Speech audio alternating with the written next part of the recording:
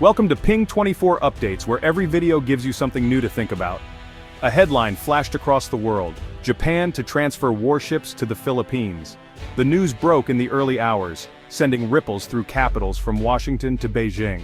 It was a story that would dominate the news cycle for days, capturing the attention of policymakers, military strategists, and ordinary citizens alike.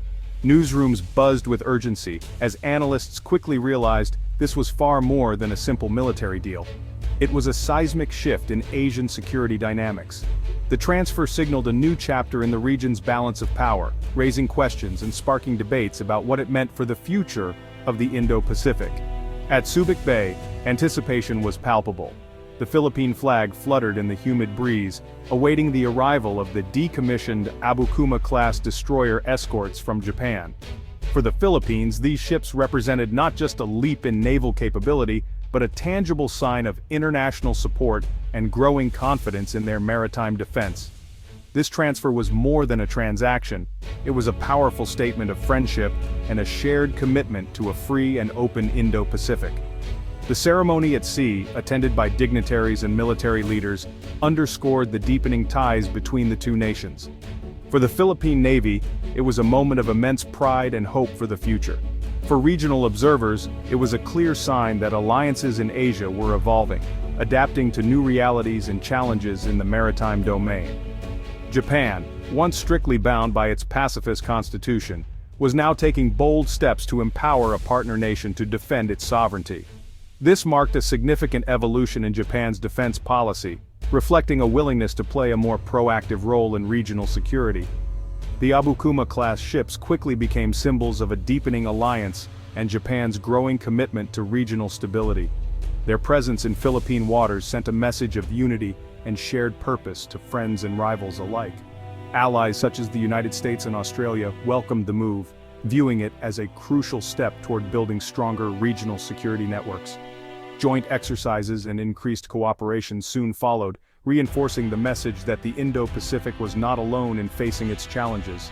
Beijing, however, condemned the transfer, seeing it as a direct challenge to its territorial claims and influence in the region. Chinese officials warned of consequences, heightening tensions and adding a new layer of complexity to the already volatile South China Sea. The world watched closely, aware that this was about far more than just ships. It was about shifting power, evolving alliances, and the diplomatic fallout that was sure to follow. Every move was scrutinized, every statement analyzed for clues about what might come next. The transfer marked the beginning of a new era in Asian maritime security. Patrols became more frequent, and the Philippine Navy's confidence grew as they sailed their new ships through contested waters. The stage was set for a dramatic realignment in the Indo-Pacific, a region where the tides of power were shifting, and the world was watching to see what would happen next. For decades, Japan's constitution, shaped by the devastation of World War II, strictly limited its military to self-defense. Article 9, the famous Peace Clause, made the idea of exporting arms or projecting military power abroad virtually unthinkable. Japan's self-defense forces were created not as a traditional military, but as a means to ensure the country would never again become an aggressor. Yet today, the transfer of advanced warships to the Philippines marks a historic and unprecedented break from this long-standing tradition, signaling a new chapter in Japan's defense policy. This dramatic shift is driven by a rapidly changing security environment. China's growing military assertiveness in disputed waters and North Korea's unpredictable missile threats have forced Japan to rethink its approach to national and regional security. In response, Japan has reinterpreted its constitution, passed sweeping new security laws, and is now taking concrete action to implement its new, more assertive defense posture. This move redefines Japan's global role, transforming it from a post-war economic powerhouse into an active security provider, willing to take on greater responsibility for peace and stability in the region. By arming and training the Philippine Navy, Japan is not only strengthening a key partner, but also reinforcing the collective security framework that underpins peace in Southeast Asia. These actions send a clear message. Japan's security is now inseparable from the stability and resilience of its regional partners. The sight of JMSDF ships sailing under a new flag is a powerful symbol of this new era, one where Japan stands shoulder to shoulder with its allies. Japan is adapting its pacifist identity to meet the realities of modern threats, choosing resolve and proactive engagement over passivity and isolation. This is not a return to militarism, but a calculated, responsible step to uphold a rules-based international order and deter aggression. Japan is now ready to share the burden of Indo-Pacific security, working closely with allies and partners to ensure a stable future. The world is witnessing Japan's remarkable transformation into a proactive regional power, one that is shaping the future of security in the Indo-Pacific. The ship transfer signals a new era of interconnected alliances in the Indo-Pacific. Japan's direct support to the Philippines strengthens a web of partnerships, moving beyond reliance on the US alone. The Japan-Philippines-US trilateral relationship becomes more integrated and effective. Joint operations and training create a seamless deterrent, complicating any aggressor's calculations. This move encourages other Southeast Asian nations to seek similar cooperation. A coalition forms, committed to upholding international law and maritime rights. The goal: prevent domination by any single power and maintain a multipolar region. Strengthening key navies invests in a stable, rules-based order. The Abukuma-Class transfer is about more than ships, it's about shaping Asia's future. The Indo-Pacific security architecture is being rebuilt, one alliance at a time. For the Philippines, the Abukuma-Class ships are a game-changer. The Navy, long underfunded and reliant on aging vessels, gains credible power to patrol its vast waters. These warships enable consistent presence in contested areas, deterring illegal activity and foreign encroachment. Enhanced capability means better protection of fishing grounds and energy resources. The transfer boosts morale and professionalism, signaling real investment in the Navy's future. It's not just about hardware, it's about building a modern, skilled force. The Philippines can now move from passive protest to active defense of its maritime rights. The ships empower the nation to assert sovereignty without seeking conflict. For a country defined by the sea, this upgrade is fundamental to security and pride. Japan's transfer of the Abukuma-class ships is a significant step in its ongoing modernization efforts. As the Japan Maritime Self-Defense Force looks to the future, it's not just about acquiring new technology, but also about making the best use of existing resources and adapting to changing realities. With the introduction of the advanced Mogami-class frigates, Japan is phasing out older vessels. Rather than retiring these capable ships, transferring them to trusted allies like the Philippines is both efficient and strategically wise. This approach extends the useful life of the ships and strengthens regional partnerships. Japan is also facing a demographic challenge, with a shrinking population and growing manpower shortages. Operating older, crew-intensive ships is becoming less practical for the JMSDF, which must now focus on platforms that require fewer personnel and offer greater automation.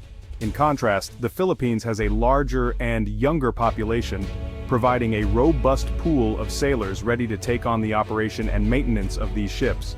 For the Philippine Navy, acquiring these vessels is a valuable opportunity to enhance their capabilities and presence in regional waters. This transfer is closely aligned with Japan's new security strategy, which emphasizes building up the strength of regional partners. By empowering allies, Japan helps create a more secure and stable environment throughout the Indo-Pacific. Supporting the Philippines is also a form of forward defense for Japan. By helping to secure vital sea lanes, Japan is ultimately protecting its own economic interests and the flow of maritime trade that is essential to its prosperity. The transfer of these ships is a smart investment in collective security and regional stability. It encourages greater cooperation among like-minded nations and deters potential threats in a rapidly changing security environment. This move also highlights Japan's growing maturity as a regional power. By balancing modernization, demographic realities, and strategic partnerships, Japan is taking a leadership role in shaping the future of Indo-Pacific security.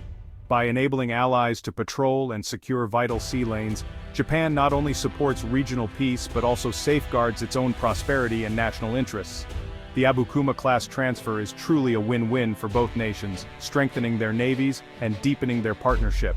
Ultimately, this collaboration marks a new level of cooperation and shared security in the Indo-Pacific, setting the stage for a more resilient and united region.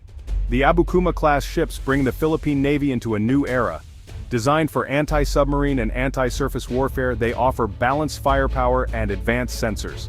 These ships are more than hardware, they're training platforms for future naval modernization. Operating them builds expertise and prepares the Navy for even more advanced vessels. The experience gained will be the foundation for a modern fleet. Japan may transfer even more capable ships in the future, further boosting Philippine defenses. This phased approach allows the Navy to absorb new technology and skills over time. The Abukuma-Class is the first step on a ladder to a stronger, more integrated force. The journey to a modern Navy begins with these veteran warships. The Philippines is now poised for a new chapter in maritime defense. The Abukuma-class ships change the deterrence equation in the South China Sea.